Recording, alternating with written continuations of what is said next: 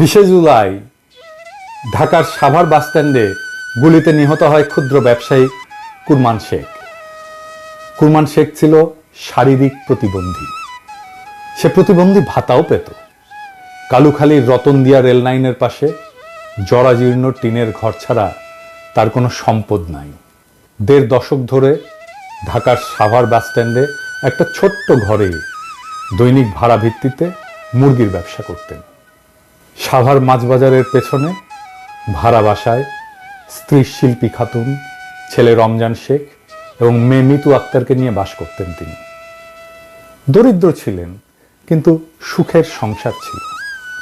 ছেলে রমজান শেখ জগন্নাথ বিশ্ববিদ্যালয়ের লোক প্রশাসন বিভাগের 4র্থ বর্ষে, মেয়ে মিতু আক্তার ইউরোপিয়ান ইউনিভার্সিটিতে BBA 1ম বর্ষে পড়াশোনা করতেন। সংঘর্ষের দিন সাভার এলাকায় অনেকের দেখাদেখি কুরমান শেখ দোকান খুলেছিলেন। কুরমান শেখের ছেলে রমজান বলেন, দুপুরে সংঘর্ষ শুরু হলে আব্বু দোকান বন্ধ করে পেছনের মাছবাজার এলাকায় বরফ কলের ভেতর আশ্রয় নেন। এ সময় অনেকেই সেখানে আশ্রয় নেন। আমার এক চাচাও ছিলেন।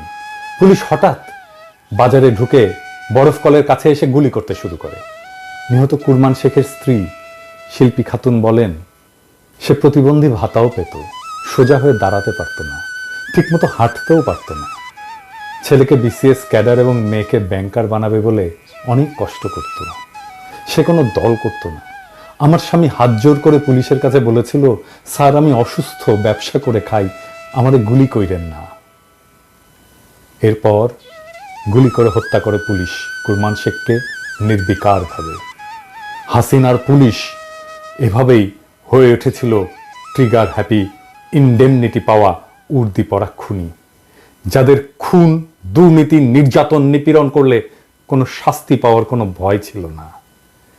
এই বিপ্লবের প্রথম প্রহরেই সেই পুলিশ নিদারুণভাবে কাপুরুষের মতো পরাস্ত হয়েছে সারা দেশে।